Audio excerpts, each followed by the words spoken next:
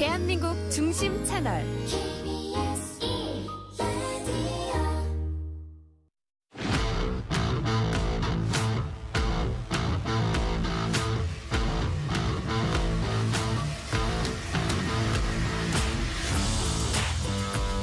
한상원의 스포츠.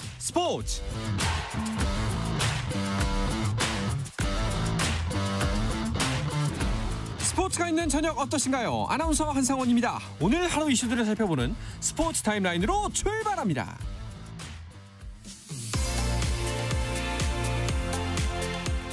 오늘 열릴 예정이던 프로야구 4경기가 우천 취소됐습니다. 두산 대 LG의 잠실 경기, 기아 대 SSG의 인천 경기, NC 대 KT의 수원 경기, 그리고 키움 대 한화의 대전 경기가 비 때문에 열리지 못했고 취소된 경기는 추후 편성됩니다. 그래서 현재 사직에서 열리고 있는 롯데와 삼성의 대결만이 펼쳐지고 있는데요. 6회 초 현재 롯데가 2회 말 2득점에 성공하면서 2대 0으로 롯데가 앞서 있습니다. 허벅지 부상으로 전열에서 이탈한 프로야구 롯데 외야수 윤동희가 순조로운 회복세를 보여 2주 후에 추가 검진을 한 뒤 경기 출전 일정을 잡을 것이라는 롯데 구단의 발표가 나왔습니다. 한편 한화는 유격수 심우준과 대체 외국인 타자 리베라토를 1군에 등록했습니다. 유도 대표팀의 김하윤이 세계 선수권 여자 78kg 이상급 결승에서 일본의 아라이 마오를 반칙승으로 꺾고 한국 여자 선수로는 34년 만에 세계 선수권 최중량급 우승을 차지했습니다. 메이저리그 LA 다저스의 김혜성이 샌디에고와의 경기에서 3경기 연속 안타 행진을 이어갔습니다. 4타수 1안타를 기록한 김혜성의 시즌 타율은 3할 7푼 8리로 떨어졌고 팀은 3대 5로 패하며 5연승 행진을 마감했습니다. 한편 샌프란시스코의 이정우는 클리블랜드전에 메이저리그 데뷔 후 처음 7번 타자로 출전한 가운데 무안타에 그쳤습니다. 클럽 월드컵에서 파리 생제르맹이 브라질 보타포구에 0대1로 패하고 조 2위로 내려앉았습니다. 이강인은 후반 34분 교체 투입돼 11분 동안 그라운드를 누볐지만 팀 패배를 막지는 못했습니다. 한편 마이애미의 리오넬 메시가 포르투와의 조별리그 2차전에서 프리킥 역전골을 터뜨려 2대1 승리를 이끌었습니다. 남자 배구 대표팀이 2025 아시아 배구연맹 네이션스컵에서 베트남을 3대 0으로 이기고 2연승을 기록하며 D조 1위로 8강에 진출했습니다. 미국 프로농구 NBA 파이널에서 인디애나가 오클라호마를 108대 91로 이기고 시리즈를 최종 7차전으로 끌고 갔습니다.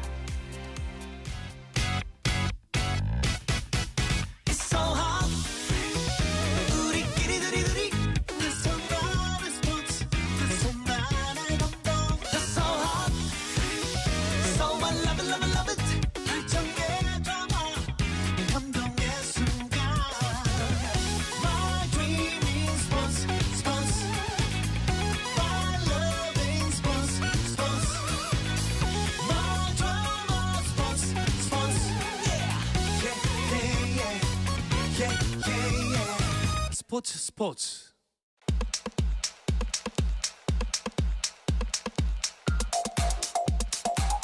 금요일 저녁에 축구 이야기 축구장 가르기 시작하겠습니다. 서우정 축구 전문 기자, 월간 축구 전문지 베스트 11의 조남기 기자와 함께합니다. 두 분 어서 오십시오. 안녕하십니까? 안녕하세요. 반갑습니다. 한 주간 있었던 축구 이슈들부터 짚어보도록 하죠. 오랜만에 조규성 선수 소식이 들려왔습니다.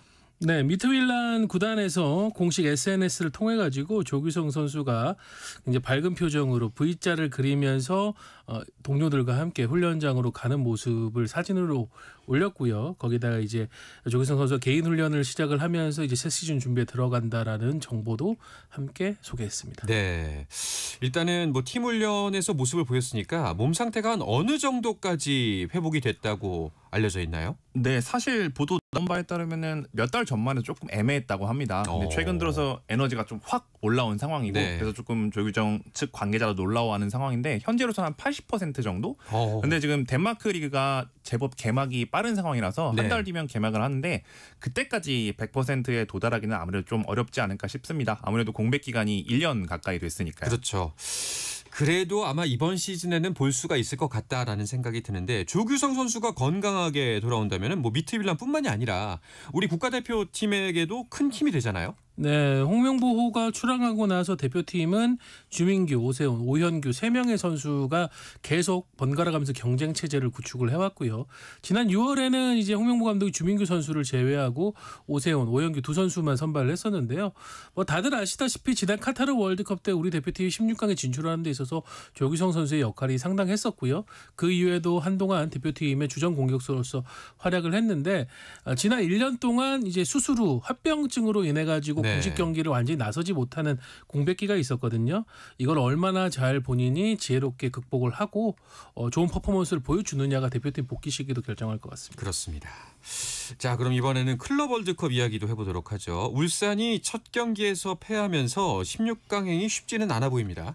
네, 조금 어두운 소식인데요. 전반 36분에 이크람 레이너스에게 한 방을 얻어맞고 울산이 끝내 그 골을 극복하지 못했습니다. 근데 이 경기가 더욱 아쉬웠던 게 울산이 포트 3고 상대였던 마멜로디가 포트 4였는데 그래서 반드시 이겨야 했던 게임이었습니다. 네. 그러나 마멜로디가 예상보다 강하기도 했고요. 마멜로디도 지난 시즌 남아공 1부 리그 챔피언이었는데 그리고 울산도 어떻게 좀 전술을 준비해서 잘 나왔는데 생각만큼 경기장에서 구현이 잘 안 된 것 같습니다. 현재 통계 매체 옵타는 울산의 탈락 확률을 95% 정도로 바라보고 있는 상황입니다. 네. 뭐 울산의 경기력 자체에 대한 아쉬운 평가들이 좀 많은 편이더라고요. 네, 울산은 이달 초에 미국으로 건너가 가지고 약 2주 가량의 충분한 적응 기간 또 훈련 시간을 갖고 있었고요. 김판곤 감독이 이 경기를 앞두고 살짝 사전 예고를 했습니다. 클럽 월드컵에 맞춰서 전력차 부분에 인정을 하고 우리가 백스리를 중심으로 하고 또 엄원상 선수를 윙백으로 기용하는 형태를 준비했다라고 예고를 했거든요. 실제로 이날 마멜로디 선다운스를 상대로 해가지고 3백에 엄원상, 루빅손이 좌우 윙백에 배치되는 형태로 나왔는데 조남기 기자가 얘기해 줬다시피 이 3백 백스리 쪽이 약간 이제 상대의 적극적인 침투 패스에 무너지는 모습들이 나오면서 거기에서 위기를 내줬고 결국은 실점을 했거든요. 카운터에 의한 찬스도 울산이 한 3번 정도 잡았는데 득점을 하지를 못하면서 결국은 0대1로 패하고 말았고요. 이렇게 되면서 남은 일정이 브라질의 플루미넨시, 독일의 도르트문트를 상대해야 되는데 과연 이 팀들을 상대로 울산이 기적의 승부를 펼칠지는 좀 지켜봐야 되겠습니다. 그러니까요. 뭐 도르트문트야 이제 우리가 이야기도 많이 들어본 이제 유럽의 강호인 걸 알겠고 플루미넨시와의 대결이 다음 대결이잖아요. 가능성이 있을까요? 저는 냉정하게 말씀드리면 네. 쉽지는 않다고 봅니다. 플루미넨스도 네. 브라질을 대표하는 명문 클럽 중 하나고 이제 뭐 티아고 실바나 간수 같은 유럽 축구 팬들이면 알만한 선수들이 네. 포진해 있고요. 무엇보다도 도르트문트와 대결에서 0대0으로 비겼습니다. 만만치 않은 전력을 보유하고 있다는 걸 스코어로도 증명을 했는데 울산이 아마 굉장히 수세에 몰리는 게임이 예상될 텐데 또 플루미넨시에 맞춰서 전술을 적절히 준비해야 조금 자그마한 가능성이라도 있지 않을까 싶습니다. 네, 자, 이 경기는 이제 22일이면은 일요일 오전 7시 한국 시간으로 펼쳐지게 되는데 선전을 펼쳤으면 좋겠습니다. 자, 그리고 음주 운전으로 적발된 전남의 유진홍 선수에 대한 징계가 결정이 됐네요. 네, 전남 소속의 두 선수가 지금 음주운전 문제로 인해 가지고 프로축구연맹 상벌위원회에 회부가 됐었습니다. 한 명은 전남 유진홍 선수고 또 한 명 유경민 선수였는데요. 이 상벌위원회가 내린 징계는 다릅니다. 이날 운전대를 잡고 음주운전을 하고 가드레일을 받는 사고까지 벌인 유진홍 선수에게는 K리그 15경기 출장 정지와 제재금 400만 원이 주어졌고요. 동승한 것으로 알려졌지만 이제 대리운전을 좀 설득을 하고 이후에 잠들었었던 유경민 선수에겐 경고 조치로만 끝났다고 합니다. 하지만 이 두 선수에 대한 소속팀 전남의 조치가 아직 남아있는 상황이에요. 네. 전남 구단은 휴가도 아니었고 시즌 중에 경기에 임박한 상황에서 음주를 한 부분에 대해서는 가벼운 조치로는 넘어가지 않겠다라는 입장입니다. 네, 이 스포츠계에서 꼭 잊을만 하면 나옵니다. 한 해도 거르지 않고 뭐 축구뿐만이 아니라 여러 종목에서 나오고 있는데 이거 좀 어떻게 없앨 수가 있을지 참 아쉽습니다. 저는 이게 결국은 개인의 도덕성 문제인 것 같습니다. 뭐 연맹에서도 구단에서도 줄기차게 끊임없이 교육을 하고 있는데 네. 아직까지는 K리그 전반적인 경각심이 형성이 되지 않은 것 같다는 느낌이 계속 들고요. 그러니까 뭐 언뜻 생각해도 지금 여러 명의 선수들의 이름이 거론되는데 참 아쉬운 선택을 한 선수들이 계속해서 나타나고 있습니다. 근데 조금 선수들이 경각심을 더 가져야 될 것 같습니다. 특히 좀 수도권보다 지방에 있는 선수들이 조금 단속이 덜한다는 점을 유리해서 좀 그런데 경각심을 덜 갖는 것 같은데 그런 점에서도 선수들이 조금 더 마음을 다잡았으면 좋겠습니다. 그렇습니다. 자, 그리고 전남에 또 안 좋은 소식인데 발디비아 선수도 징계를 받았더라고요. 어떤 내용인가요? 네, 이날 같은 상벌위원회에 회부가 됐는데 발디비아 선수는 지난 주말 열렸던 부산과의 홈 경기에서 팀이 0대1로 패했는데 그 실점 장면을 보면은 물론 부산의 패신 선수가 아주 멋지게 득점을 했어요. 근데 이제 실점의 시발점이 된 발디비아 선수에 대한 부산 선수의 파울 부분이 약간 논란이 됐습니다. 그 장면을 보면은 발디비아 선수의 유니폼이 쭉 늘어날 정도로 부산 선수가 손을 이용하는 장면이 나오는데 그게 파울로 인정되지 않고 그대로 경기가 진행됐고 패신 선수의 골까지 이어졌거든요. 발디비아 선수는 거기에 대해서 상당한 불만을 표시하면서 자신의 SNS에 무려 5개 국어로 된 그 장면과 또 이제 글들을 올리면서 좀 직격탄을 날렸습니다. 발디비아 선수가 브라질 23세 이하 올림픽 대표 출신이에요. 네이마르 선수하고도 상당히 친하고 팔로워가 52만에 달합니다. 상당히 영향력이 있는 선수인데 이런 조치에 대해서 프로축구 연맹은 결국 제재금 500만 원을 결정했습니다. 네, 알겠습니다. 좀 약간 섣부르지 않았나 하는 생각이 듭니다.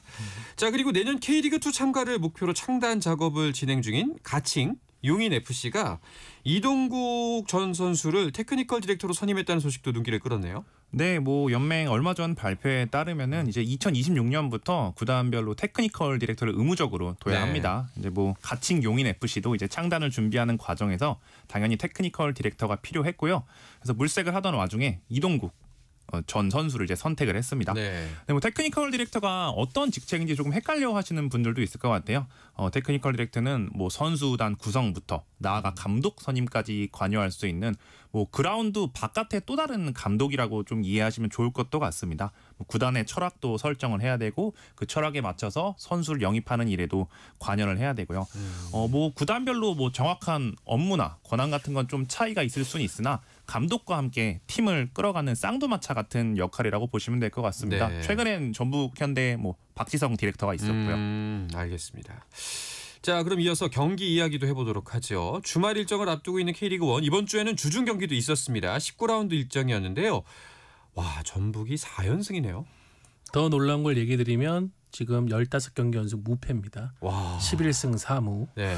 이렇게 되면서 선두로서 또 2위 대전과의 격차를 한층 더 벌리게 됐는데요. 경기 내용도 상당히 놀라웠습니다.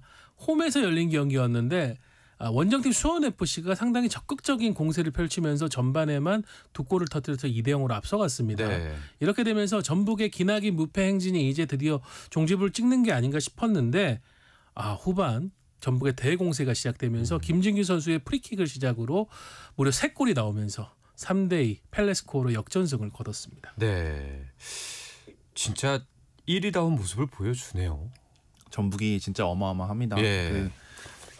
이제 후반 추가 시간 들어가기 전에 이제 이승우 선수가 동료들과 볼을 저돌적으로 받으면서 어떻게든 우당탕하면서 넣었는데 상대 자책골로 기록되긴 했지만 그 전북의 힘과 집중력이 드러나는 장면이었고요. 그리고 전북이 최강희 감독 시절 이후로 무려 9년 만에 이 0대2에서 3대2까지 만들어준 힘을 보여줬다고 합니다. 당시 전북이면 진짜 모든 걸 할 수 있을 것 같은 리그를 집어삼키는 팀이었는데 그때 그 에너지를 조금 다시 지금 재현하는 게 아닌가 그런 말이 나올 정도로 지금 전북은 정말 강력하다고 말할 수 있을 것 같습니다. 그렇습니다. 자, 그리고 전북과 수원FC의 경기 외에도 4경기가 더 열렸는데요. 어떤 경기들이 눈길을 끌었나요? 네. 우선 광주FC가 그 22세 이하 카드죠. 정지훈 선수의 아주 멋진 결승골을 앞세워서 제주를 상대로 1대0으로 승리하면서 5경기 만에 승리를 거뒀습니다. 제주는 홈에서 광주를 상대로 4연승에 도전했는데 아쉽게 무산이 됐고요. 또 브라이튼으로 떠나는 윤도영 선수의 고별전이 열렸던 대전 월드컵 경기장에서는 대전이 김천과 아주 치열한 맞대결 펼쳤는데 0대0 무승부로 끝나고 말았습니다. 그리고 서울은 홈에서 강원에게 먼저 실점을 했지만은 결국은 따라잡는 저력을 보여주긴 했습니다만 최근 홈에서 계속 승리하지 못하는 상황이 이어지면서 김기동 감독이 팬들에게 다시 죄송하다는 말을 남겼습니다. 네. 자, 이게 19라운드였고 그렇게 해서 K리그1은 시즌 반환점을 돌았습니다. 후반기를 위해서 각 팀들의 전력 보강들도 이어지고 있죠. 네, 지금 많은 선수들이 오고 가고 있는데 한번 굵직한 선수들만 말씀드려 보면은 울산은 이제 뭐 트루아크 선수를 영입해서 현재 클럽 월드컵에서 같이 뛰고 있는 상황이고 뭐 김천 상무도 뭐 어떤 의미에서 많은 영입을 하기도 했고요. 네. 그다음에 뭐 서울은 이제 폴란드 출신의 공격수 클리말라를 데려와서 부족한 전방의 결정력을 메우려고 하고 있습니다. 광주도 현재 심상민을 데려온 상황이고요. 전북도 가나 대표 출신의 윙어 슈마시를 데려와서 가뜩이나 강한 공격진을 더 강하게 만들겠다는 아주 야심을 보이고 있습니다. 네. 그리고 지금 강등권에 처해 있는 대구는 일단 뭐 김병수 감독을 영입을 했고 그다음에 뭐 김주공 선수나 뭐 정현철 선수, 홍정훈 선수 이런 선수들의 이름이 오르내리고 있고요. 뭐 외국인 선수도 현재 대구에 이제 지오바니가 들어왔는데 기존에 브라질 이제 5인방이 있었는데 이제 브라질 6인방이 되어서 대구는 좀 그쪽에 한번 시너지를 걸어볼 것 같습니다. 네. 자, 이 반환점을 도는 현재 시점에서의 판도는 시즌 전 예상과는 분명히 달라 보입니다. 현재 순위표를 짚고 나서 이야기를 이어가도록 하죠. 서우정 기자가 순위표를 정리해 주시죠. 네, 선두는 리그 15경기 무패 행진을 달리고 있는 전북인데요. 승점 41점이고요. 이제 2위 대전과는 승점 차가 무려 8점 차나 납니다. 독주에 가까운 형태를 구축하고 있고요. 김천이 3위로 승점 29점, 울산도 역시 김천과 같은 승점 29점으로 4위를 기록 중이고요. 포항도 이제 지난 주중 경기에서 대구를 상대로 무승부를 거두며 승점을 추가해서 29점, 3, 4, 5위가 모두 승점이 같습니다. 6위는 광주 승점 27점이고요. 이제 파이널 B에 들어가는 7위부터 12위까지 성적은 서울, 안양, 제주, 강원, 수원FC, 대구의 순서로 형성이 돼 있습니다. 네. 두 분께 여쭤보겠는데 솔직하게 시즌 전에 전북 몇 위로 예상하셨어요? 아무래도 지난 시즌에 이제 강등권 네. 승강 플레이오프까지 갔던 아픔이 있다 보니까 저는 이제 내상을 좀 회복하는 시간이 걸리지 않을까 싶어서 파이널 A 정도로 예상을 했는데 6위 간당간당하게. 역시 예상은 늘 벗어나고 있는 것 같습니다. 네. 저도 한 중위권 정도로 예상을 했습니다. 뭐 외국인 감독이 왔을 때 전북이 늘 성공했던 것도 아니고, 네. 그래서 아무래도 좀 그 서우정 기자 얘기했던 그 내상을 회복하는데 시간이 정말 오래 걸릴 줄 알았는데 모든 가능성을 다 지워버리고 전북이 진짜 최적화에 성공한 것 같습니다. 네. 자, 그런 전북 이번 주말 20라운드에서 5연승에 도전을 하는데요. 이야기는 잠시 쉬었다가 와서 더 자세하게 나누도록 하겠습니다.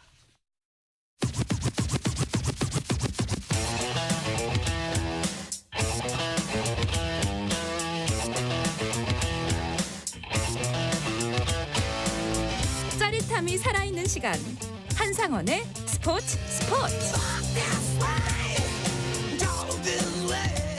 네, 금요일 저녁 축구 이야기 축구장 가는 길 이어가도록 하겠습니다. 월간 축구 전문지 베스트 11의 조남기 기자, 서우정 축구 전문 기자와 함께하고 있습니다. 자, K리그1 이번 주말 20라운드에 돌입을 합니다. 조금 전에 말씀드렸던 대로 전북이 5연승에 도전을 하게 되는데요. 상대가 서울입니다.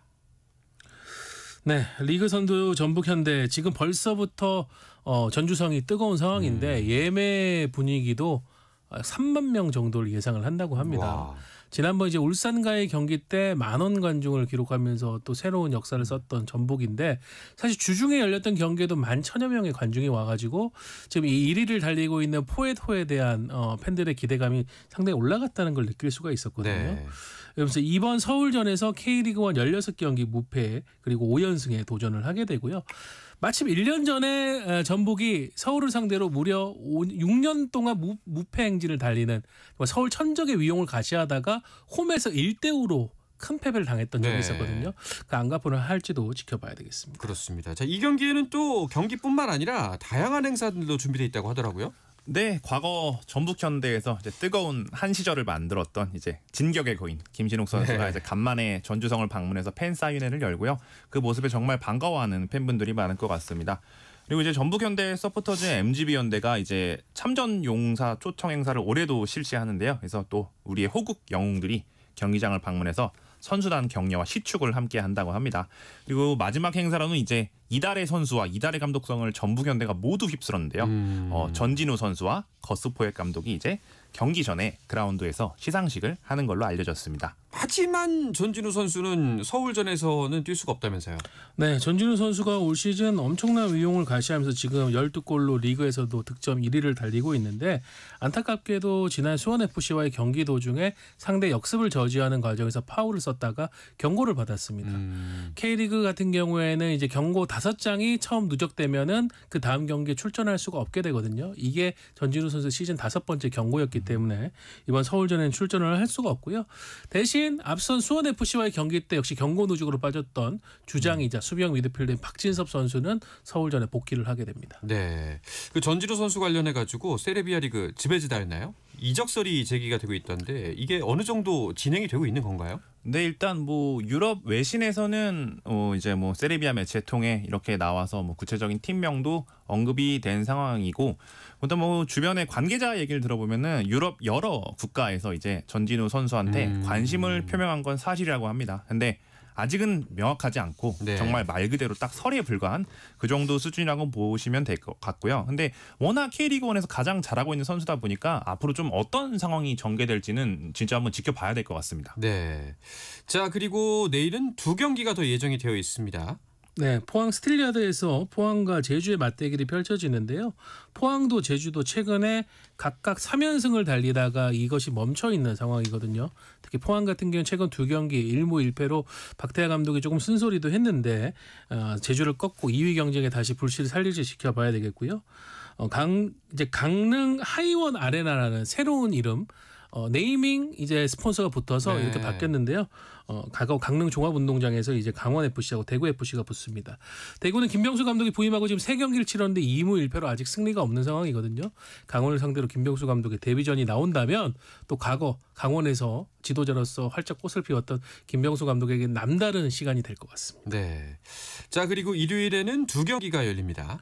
네, 일단 처음에는 광주와 대전이 맞붙습니다. 광주는 이제 직전 라운드에서 또 정지훈 선수라는 뭐 이정효 감독의 새로운 보석함이 될 법한 선수가 나타나서 팀 분위기가 한 번 더 올라온 상황이고요.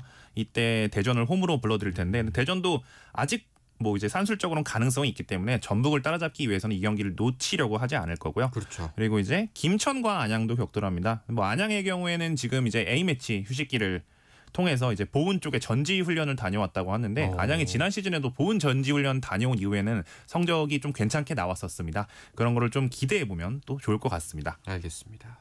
자, 그리고 안양 말씀하셨는데 그 국가대표 센터백 권경원 선수가 안양에 입단한다라는 소식도 들려오던데요. 네, 이번 여름 가장 놀라운 소식이 되지 않을까 네. 싶은데 권경원 선수는 보면은 커리어 때 국내외에 이제 좋은 팀들을 많이 다녔고요.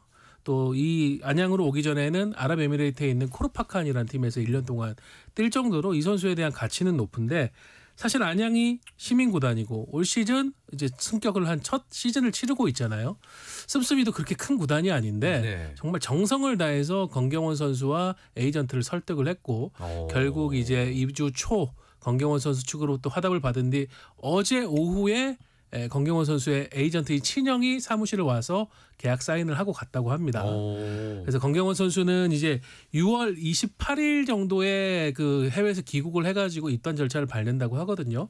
안양 팬들도 상당히 지금 놀란 모습입니다. 그렇습니다. 근데 그렇게 공을 들였다라는 말씀은 아무래도 이제 금액적인 부분보다는 뭔가 뜻이 맞았다고 보는 게 맞을 것 같네요. 네, 제가 취재를 한 바에 따르면은 네. 안양 입단 마무리 절차 때 대전에서 권경원 선수를 영입하기 위해서 더 파격적인 조건을 제시한 것으로 알고 있거든요. 하지만 권경원 선수 측에서는 이미 안양과 약속을 했기 때문에 돌릴 수 없다면서 정중하게 거절을 하면서 네. 의리를 또 지켰다고 합니다. 알겠습니다. 자, K리그2 상황도 짚어보도록 하죠. 여전히 인천의 독주 체제가 이어지고 있나요? 네, 여전히 독주 체제가 이어지고 있고 앞으로도 이어질 가능성이 굉장히 높아 보입니다. 그리고 현재 K리그2 16라운드 기준으로 승점 41점을 쌓은 팀은 인천이 최초라고 하는데요. 그만큼 무서운 기세를 자랑하고 있고 이제 2위권으로 불릴 만한 뭐 수원 삼성, 전남 드래곤즈, 서울 이랜드, 뭐 부산 아이파크, 부천 FC 정도까지는 인천과 격차가 상당히 벌어져서 더 위를 바라보기보다는 이제 조금 뭐 플레이오프 관련해서 이제 싸움을 하는 게 더 현실적인 판단이 될 수도 있을 것 같습니다. 네. 야, K리그 1도 많이 벌어졌는데 여긴 더 벌어져 있네요. 심지어 경기 수도 적은데. 자, 이번 주말에도 역시 K리그 2 경기들이 펼쳐집니다. 토요일 날은 어떤 경기가 펼쳐지나요? 네, 성남과 충남 아산의 맞대결, 그리고 인천은 하성을 상대로 또 연승에 도전을 하게 되고요. 안산과 부천, 천안과 서울 이랜드의 경기가 열립니다. 토요일 경기 중에서는 혹시 두 분께서 주목하고 있는 경기가 있다면은 어떤 경기를 보고 계세요? 저는 역시 인천인 것 같고요. 네. 인천이 정말 또 이기나? 계속 이기나? 계속 그런 흐름이 계속되고 있는데 인천이 화성을 상대로도 또 이기면서 하는 것도 계속 이긴 하지만 그걸 보는 맛도 또 있는 것 같습니다.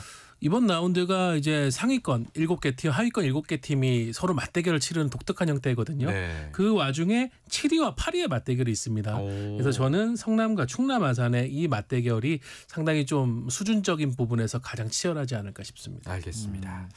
자, 토요일에 이어서 일요일에는 세 경기가 펼쳐지게 되는데요. 일요일 경기도 먼저 말씀해 주시죠. 네, 일요일은 일단 오후 7시에 세 경기가 열립니다. 부산 구덕운동장에서 부산 아이파크와 충북 청주FC가 격돌을 하고요. 또 같은 시간 광양 전용구장에서 전남 드래곤즈와 김포FC가 싸웁니다. 그리고 또 같은 시간 창원축구센터에서 경남FC가 수원 삼성을 상대합니다. 네, 자, 이 경기에서는 어떤 거 보면 좋을까요? 역시 수원이 지난 주말 상당히 적극적으로 도전했지만 인천에게 패하면서 지금 사실 다이렉트 승격은 물 건너갔다라는 쪽으로 분위기 가고 있거든요. 그래도 경남을 상대로 만회를 하면서 다시 좀 더 에너지를 내야 될 것 같습니다. 네. 전남 드래곤즈의 홈 경기도 한번 주목해 보면 좋을 것 같습니다. 지금 전남 드래곤즈가 시즌 초반에는 굉장히 잘해왔거든요. 네. 근데 어느새 지금 인천 유나이티드와 수원 삼성이 엄청나게 치고 올라가는 바람에 순위가 지금 3위까지 주저앉았습니다. 근데 더군다나 지금 이제 음주운전 사건과 발리비아의 그런 SNS 게재 사건 등으로 분위기가 조금 뒤숭숭할 것 같기도 한데 하지만 전남 드래곤즈 그걸 잘 이겨내면서 김포FC를 어떻게 잡아볼지 그게 한번 관전 포인트가 될 것 같습니다. 알겠습니다. 그 방송 말미에 저 개인적으로 궁금한 게 있는데 이번 주말 어제 밤부터 이제 전국에 많은 비가 내리기 시작했습니다. 야구 같은 경우에는 우천 취소가 되는데 축구 같은 경우에는 비가 내리면 어떤 기준으로 진행이 되는지 그게 좀 궁금하더라고요. 거의 취소되는 경우는 없고요. 네. 정말 이제 그라운드 사정이 배수가 안 될 정도로 물에 고인다. 이렇게 되면은 경기를 연기할 수 있는 권한이 감독관에게 존재를 하지만 축구는 기본적으로 천재지변이 벌어지지 않는 한은 경기가 정상적으로 진행된다 보시면 됩니다. 저는 작년인가 재작년에 맨체스터 시티가 왔을 때 그날 서울 월드컵 경기장에 비가 엄청 많이 온 적이 있었습니다. 그때 맨체스터 시티가 취소를 하려고 했었는데요. 그 직전에 갑자기 거치고 이제 우리가 절대 안 된다 이런 식으로 했는데 어쨌든 그렇게 취소할 뻔했던 걸 봤던 기억은 있습니다. 웬만하면 근데 거의 취소가 없는 게 축구입니다. 알겠습니다. 비가 와도 이번 주말 축구는 계속된다는 점 말씀드리면서 여기서 인사를 드리도록 하겠습니다. 서우정 축구 전문 기자 베스트11의 조남기 기자와 함께했습니다. 두 분 오늘도 고맙습니다. 감사합니다. 네, 내일까지 전국 대부분 지역에 많은 비가 내리고 일부 지역에는 강풍이 예상됩니다. 하천변이나 계곡, 배수로 등 위험 지역에는 접근하지 마시고 차량 운행 시에는 침수되었거나 통제 중인 지하차도와 하상도로의 진입을 피하고 우회하시기 바랍니다. 집중호우와 낙뢰, 돌풍 등으로 피해가 발생할 수 있으니 가급적 야외 활동은 자제하시고 각별히 안전에 유의하시기 바랍니다. 자, 주말 스포츠는 9시 20분부터 함께 하실 수가 있고 저는 월요일 저녁에 다시 돌아오겠습니다. 한상원의 스포츠!